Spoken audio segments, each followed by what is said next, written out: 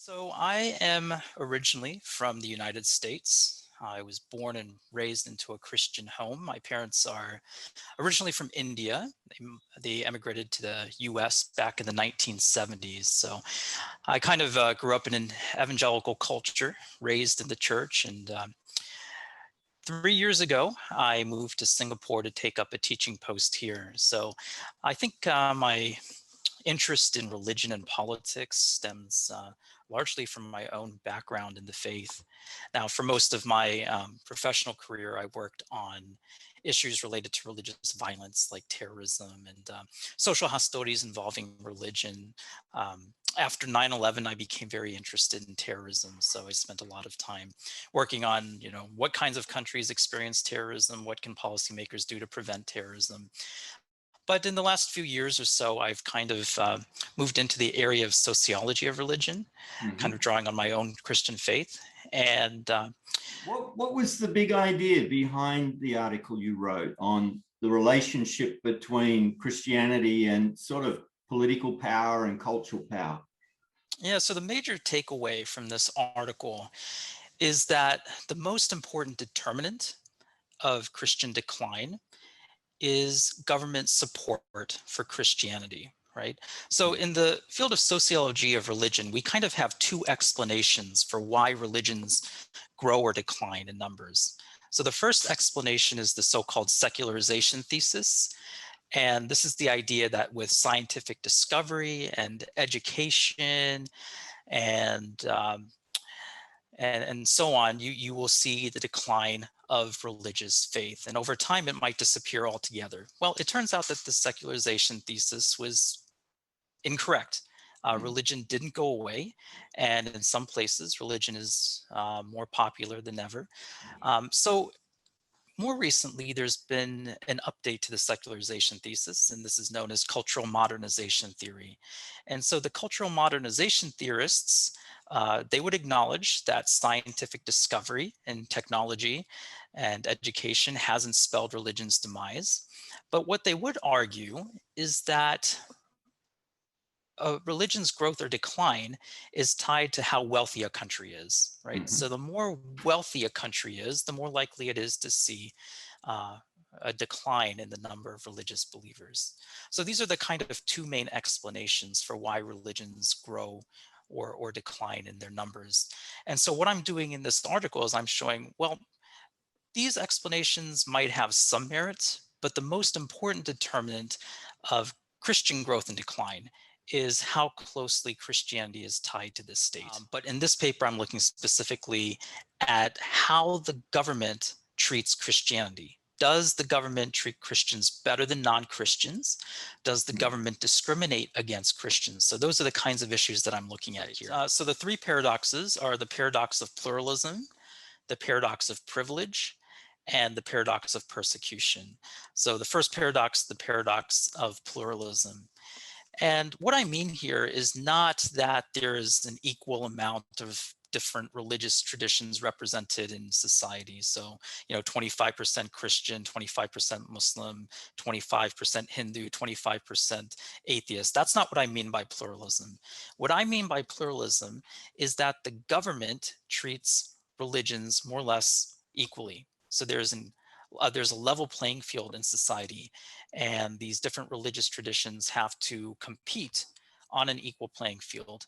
And so, what I argue about pluralism is that the higher the government commitment to pluralism, the more likely it is that Christianity is going to grow Mm. in numbers, right? And so I go through the different countries that I look at, and I find that the strongest growth of Christianity today is occurring on the continent of Africa. Mm. And, this is perhaps a little surprising. And it's not because Africans are somehow more religious than those outside of Africa. But what I find very interestingly is that in sub Saharan Africa, these contexts are actually the most pluralistic in the sense that the government doesn't discriminate against Christianity, but it also doesn't partner with Christianity. So all the different faith traditions in these countries have to compete with each other, and that kind of brings out um, the best in religious traditions. And isn't that one reason for the dynamism of Christianity in the US, or on the US frontier, and where there were other competing faiths and Christianity generally was favored, but all sorts of groups and denominations and revivals could spring. There's a free market, of ideas. Yes, And it yes. actually led to quite a vibrant form of Christianity that really turned around any slump that you would have seen from people coming out of a European background. Absolutely, that's right. And it's interesting because the United States was the one advanced industrial country in the world that seemed to buck this trend of secularization, right? It wasn't becoming a more secular country. And I think two things. Number one is the Constitution of the United States, which prevents any formal establishment of religion. This is found in the very First Amendment of the Bill of Rights, the Constitution. So there's no formal establishment of religion, and the Constitution also provides for religious freedom. So in the context of the United States, I think what we see is this kind of intra-Christian pluralism, right? Where there's a lot of different Christian denominations competing for market share. And this kind of brings out the best in Christianity and keeps Christianity strong and vibrant. And the whole argument here goes back to the work of the economist Adam Smith. And even though Smith was an economist, he argued that competition is good for everything, right? Competition is good not only for business, it's good for religion, and he discusses religion in his book Wealth of Nations, but it can also be good for sports, for academics. So we shouldn't necessarily be too surprised that context of pluralism, where Christianity has to compete on a level playing field with other faith traditions, is a good thing for all religious faith. So the next P is the paradox of privilege. Paradox of privilege. So one thing that I note is that 9 of the 10 countries that are seeing the sharpest declines in Christianity offer moderate or high levels of support for Christianity. So moderate or high levels of support. What that means is that the level of support is above the global average. And so just as pluralism stimulates religion, privilege has the opposite effect. It suppresses religion. And just as government interference in the market suppresses an economy, the same thing happens in the so-called religious economy. So where churches are supported by the state, they become lackadaisical. They don't necessarily have to compete for converts. They have a leg up on the competition. And so this ends up hurting the religious landscape across the board.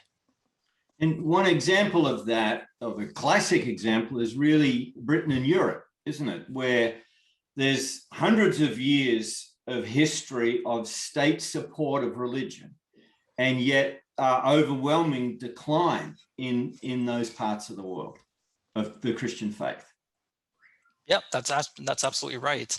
And we see it in Britain, to be sure, where the Church of England has special privileges with the state, but it's actually a continent-wide phenomenon. We can see it in the Protestant states of Scandinavia. We see it in the Catholic majority states in the 20th century, Portugal, Italy, Spain. And most prominently today, we see it in the Eastern Orthodox countries of Eastern Europe. And these countries in Eastern Europe have the tightest integration between Christianity and the state. So it's a continent-wide phenomenon. So the way I define pluralism is that the government treats all religions roughly the same. And in the case of privilege, the government is treating Christians better than non-Christians. They get special favor with the state. In the case of persecution, what I mean is that the government treats Christians worse than the dominant faith tradition. So this is a very common arrangement in the Islamic world, for example. And so the main finding here is that as the level of persecution increases, it really has no effect on the Christian faith. So we would expect to see that as government persecution of Christians increases, that the number of Christians would decline. And that doesn't necessarily appear to be the case. Now, I should mention a couple of caveats here. Number one is that I'm looking specifically at nonviolent persecution of Christians. Mhm. So I'm looking specifically at how the government treats Christianity, right? But obviously, like you mentioned, if there's instances of widespread killing of Christians, the Armenian genocide, for Yes. example, or what's going on in Iraq today, uh, then we would expect, of course, the number of Christians to decline. So back in 2003, the number of Christians in Iraq was about 1.5 million. Okay, and the number of Christians in Iraq today is about 250,000. Hmm. And those believers have been killed by terrorist organizations like Al Qaeda in Iraq or ISIS, or they've been forced to flee to other countries. So it's a very sad situation, and I don't think that we should in any way attempt to glamorize persecution. Yes. Yeah. I think that Christians have a responsibility to speak out against religious persecution wherever it occurs. Um, if it's against Christians, if it's against Hmm. non-Christians, I think that we should come together against persecution. But it's a very curious finding, right? And it's a kind of a peculiarity of Christianity that it doesn't go away, right? Hmm. We Yeah. know from the scriptures that um, the Christian faith spread very rapidly in the face of persecution by the Roman Empire. And we shouldn't necessarily be surprised that persecution doesn't have its intended effect. Christianity continues to uh, show extraordinary resilience in a number of places. We could apply this to the situation in the Roman Empire where, early 4th century, early 300s, Constantine has some form of Christian conversion Mhm. and then provides a lot more favor and legal protection, but also money and social power to the Christian faith. And leading up to that time and following that time, the whole edge went off Christianity's sort of missionary advance. I think the numbers in the church may have gone up because now the rich could get a tax deduction if they became Mhm. a minister or a priest or whatever. But in that situation, there's a clear example of, everyone would have said, great, we're not being persecuted. This is an answer to prayer.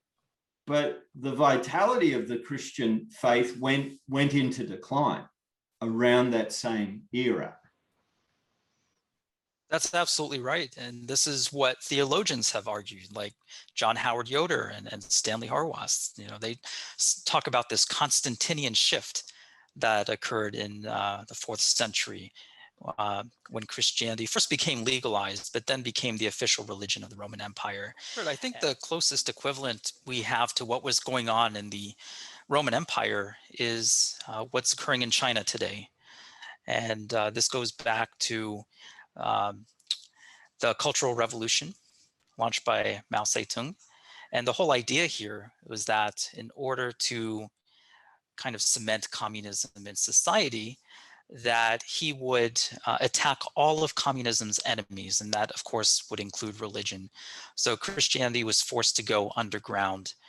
But as the work of sociologist Fengang Yang shows at Purdue University, Christianity continued to grow even through the persecution of the communist regime of Mao Zedong, and so that by today, almost 5% of the country is Christian. That's 50 million Christians in China that have endured through this persecution, and they formed underground churches. They kept the faith alive.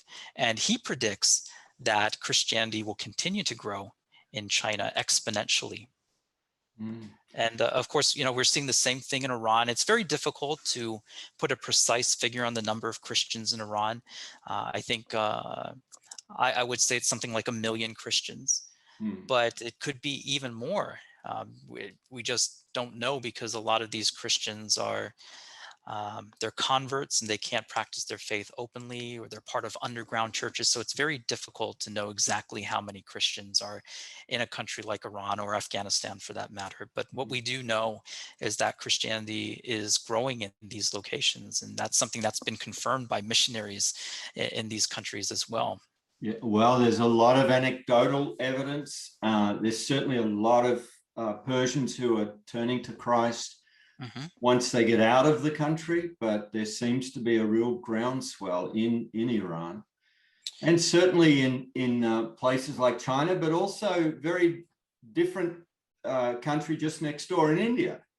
Uh, there are amazing advances going on in the midst of increasing persecution from Hindu nationalists. The situation in India is very bad right now Mm, for Christians because they're experiencing persecution at two different levels. There's the persecution in the form of anti-conversion laws and the like at the state level, which essentially prevent Christians from practicing their faith. They're not able to attempt to proselytize to non-Christians.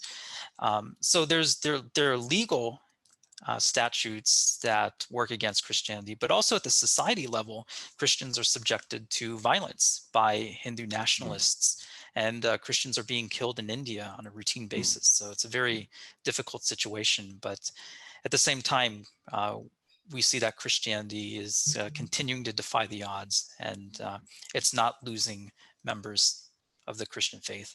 But by and large, higher levels of anti-Christian discrimination in the world do not lead to Christian decline. Well, I think for the Christian, what it means is that we have to shun the temptation to marry the power of the church with the power of the state. And this goes back to the teachings of Jesus.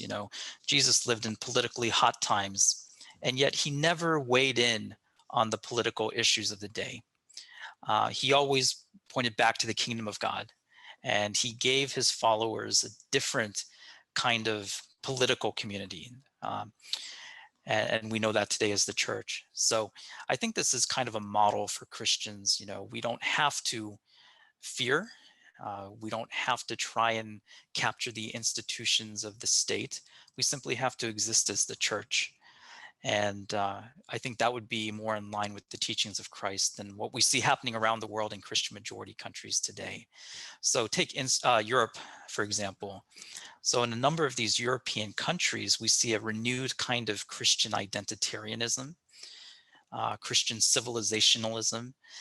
We see this in countries like Austria and Hungary, Poland, Slovenia, France, and various other states. And if my research is correct and my analysis is correct, we would expect to see the further erosion and decline of Christianity uh, on the European continent. And what we're seeing right now is that Christian decline in Europe is outpacing population decline. So we know that the general populations of these countries are experiencing decline because of low fertility rates. But what's interesting is that Christianity is outpacing that general population decline. And if the argument is correct, we would expect this trend to continue in Europe. So it swings, in that sense, it's swinging to the extreme right, where we're going to impose Christian morality by capturing political power and Christian nationalism. I think, though, it swings to the left as well, because most of those state churches in Europe and in Britain that are seeing much greater decline than other Christian traditions, they've swung over to align themselves with, corporate capitalism, with the whole woke agenda. They're pro-choice. They've moved away from a biblical understanding of sex and marriage. So they've actually, the ones that are in most dramatic decline in Europe tend to align themselves with the cultural power, which is ultimately expressed in political power. Do you think Mm-hmm. that's correct? Yeah, I think it's a very important point to note that this isn't necessarily a partisan left-right issue. You know, Christianity can be tied to the Christian right Mm, or the Christian left. But it's not just a left-right issue, because back in the early 1900s, there was the social gospel movement, mm. which was kind of back then the mirror of the Christian right today. And the social gospel movement was motivated by more progressive causes, but the method was the same. That movement sought to advance the kingdom of God through the power of the state. just like we're seeing today. And the result there was the erosion of those liberal churches in terms of membership, and they declined precipitously. And those liberal churches in the United States are kind of in the same position as the liberal churches in Europe today.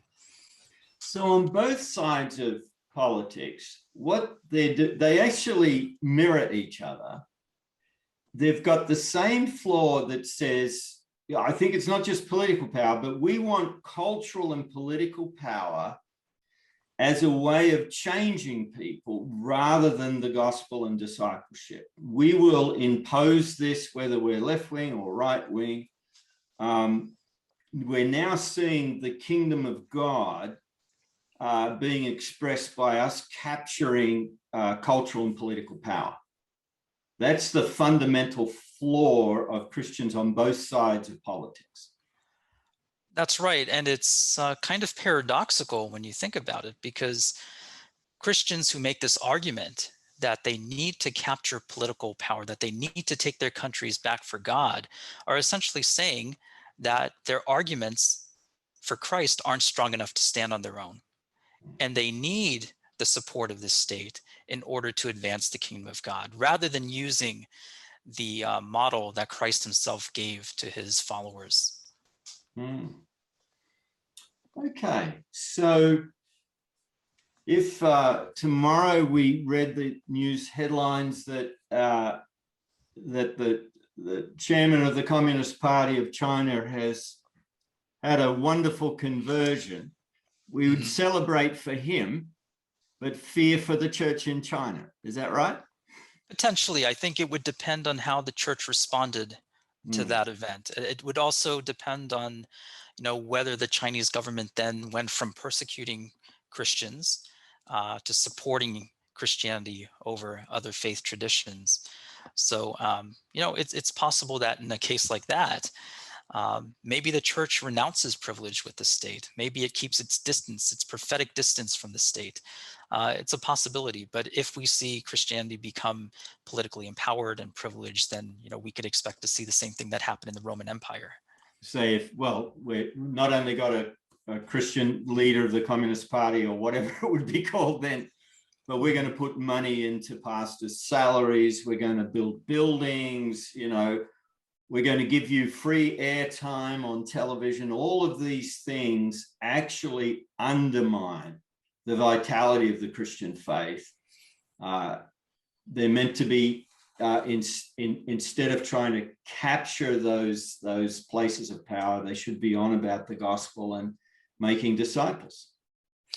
I think initially what you would see in a case like that is that Christianity would actually grow.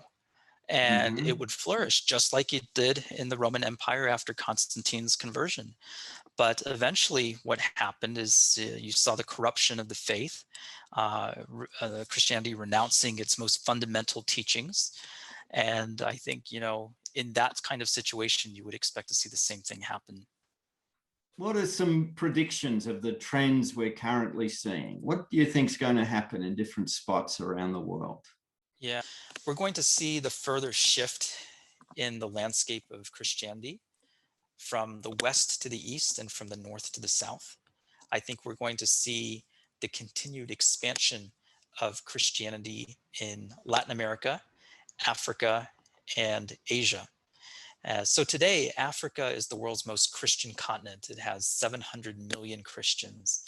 And what I find in the study is that the 10 Christian majority countries that have seen the greatest increase in Christianity are all located in Africa, every single one.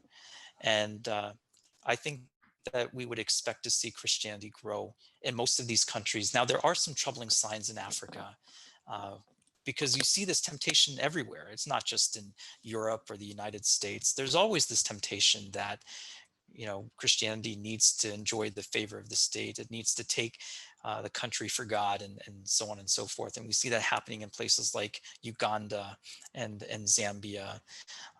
But if these churches in Africa can keep their principled distance from the state, I think we would expect to see Christianity continue to grow. So Latin America has also experienced very strong Christian growth. And I think what we see in Latin America is kind of an intra-Christian pluralism that's taken root. So it's not necessarily that, Christians are competing against non-Christians or Muslims or Hindus or anything like that. But what you do see is Catholics and Protestants and Pentecostals and evangelicals, and all of them have to compete for market share in Latin America. And that's helped keep all these different Christian traditions vibrant. And then finally in Asia, we see contexts of persecution in places like China and India, but also Pakistan and Southeast Asia. If my findings and research are correct, we would not necessarily expect to see the decline of Christianity as a result of this, but because there aren't too many contexts of pluralism in Asia, we wouldn't necessarily expect to see high rates of Christian growth in some of these countries either. One country in Asia where we've seen stunning growth besides China is South Korea. And I would argue that the reason is because South Korea has this context of pluralism where Christianity enjoys no special favor from the state. It has to compete with other religious traditions. And yet Christianity has been growing over the last 100 years. So 100 years ago, South Korea was pretty much devoid of Christianity altogether. And today, 1/3 of the country is Christian, and it's seen its Protestant population increase up to about 1990 or so, and more recently, Catholics have seen increases in their populations as well.